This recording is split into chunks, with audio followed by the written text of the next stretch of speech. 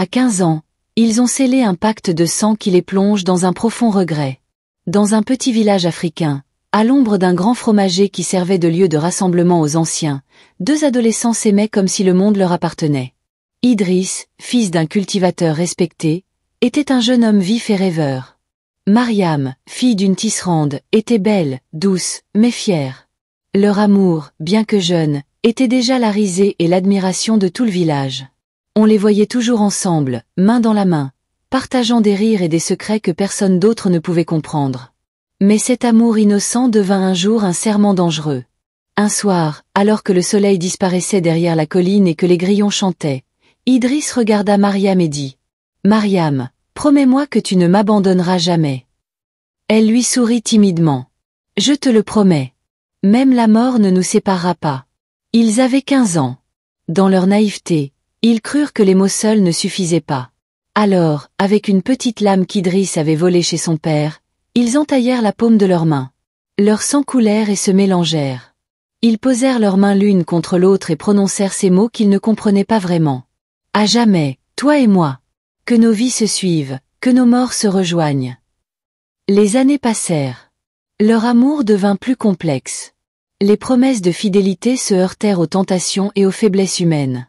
Idriss, en grandissant, se laissa séduire par d'autres femmes. Mariam, blessée et humiliée, trouva du réconfort dans les bras d'un autre homme. Chaque trahison laissait des cicatrices invisibles. Le pacte de sang, au lieu de les unir dans la joie, devint une chaîne douloureuse qui les étouffait. Un jour, après une énième dispute où les insultes remplacèrent les caresses, Mariam cria « Je ne veux plus de toi, Idriss. Ton amour m'a détruite. » Et Idriss, le regard sombre, répondit « Pars alors. Mais sache que jamais tu ne pourras m'échapper. Tu as mon sang, et j'ai le tien. » Ils se séparèrent.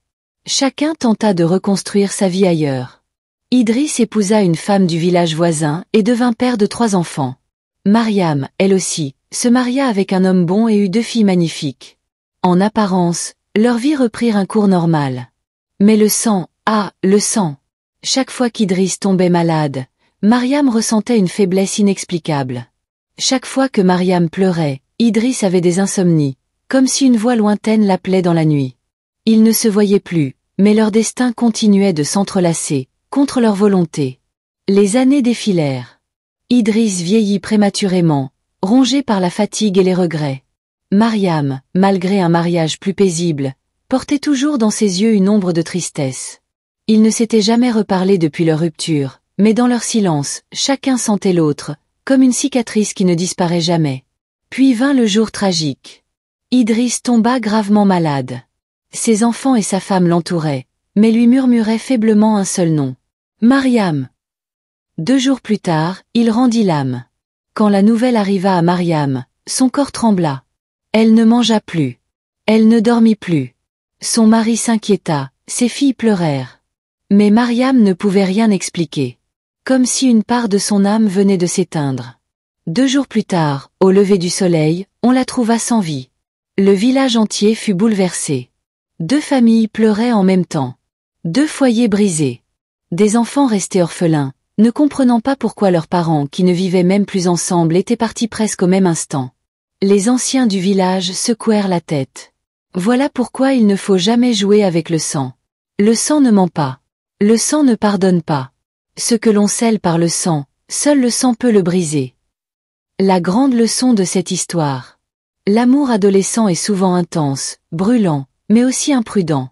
Mariam et Idriss pensaient rendre leur amour éternel par un pacte de sang, mais ils ont enchaîné leur destin au-delà de ce qu'ils pouvaient comprendre. Leur histoire enseigne que certaines décisions prises dans la fougue de la jeunesse peuvent avoir des conséquences irréversibles.